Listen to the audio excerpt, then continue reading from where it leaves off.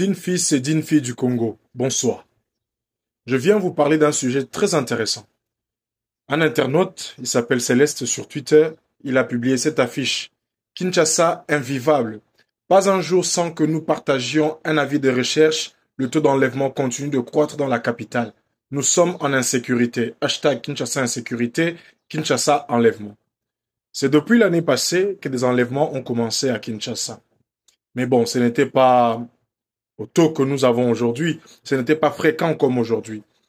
Au mois de mai et au mois de juin, il y a eu vraiment accumulation des enlèvements et des témoignages des personnes qui se sont échappées.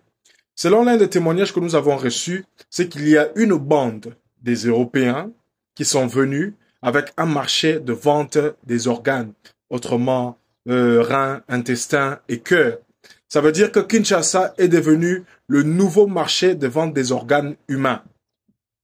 Pendant tous ces temps, nos autorités sont dans les fêtes. Pendant ces temps, nos autorités font semblant de réagir, semblant de proposer des pistes de solutions. On ne traque pas les bandits. C'est la population seule qui commence maintenant à réagir. J'ai déjà vu 3 vidéos où les gens ont arrêté un motard, un chauffeur, oui, 2 motards et un chauffeur.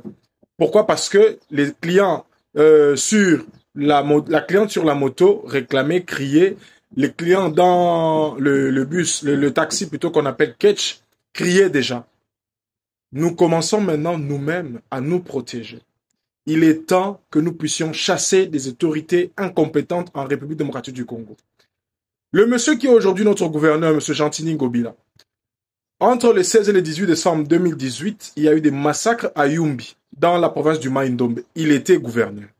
L'insécurité qui règne aujourd'hui à Kinshasa, même sous Kimbuta, on l'a pas vu. Et c'est Ngobila qui est gouverneur. Vous voyez vous-même le point commun. Les Congolais ne sont pas à vendre ni pour 1 million d'euros, ni pour 10 milliards de dollars. Nos autorités doivent nous protéger. Et pour qu'ils nous protègent, nous devons réclamer. C'est à vous de partager cette image. C'est à vous de protéger vos enfants à la maison, de conseiller. Et c'est à vous et nous de nous organiser pour pouvoir sortir dans les rues, pour pouvoir réclamer, manifester de n'importe quelle stratégie pour que les autorités nous sécurisent. La Constitution de la République dit que la police est là pour sécuriser la population et c'est bien. Mais cette police n'est présente que lorsqu'il faut traquer les gens qui marchent pacifiquement. En tout cas, prenons conscience, peuple congolais, et protégeons-nous. N'oublions pas, l'objectif est de servir la République démocratique du Congo. Merci.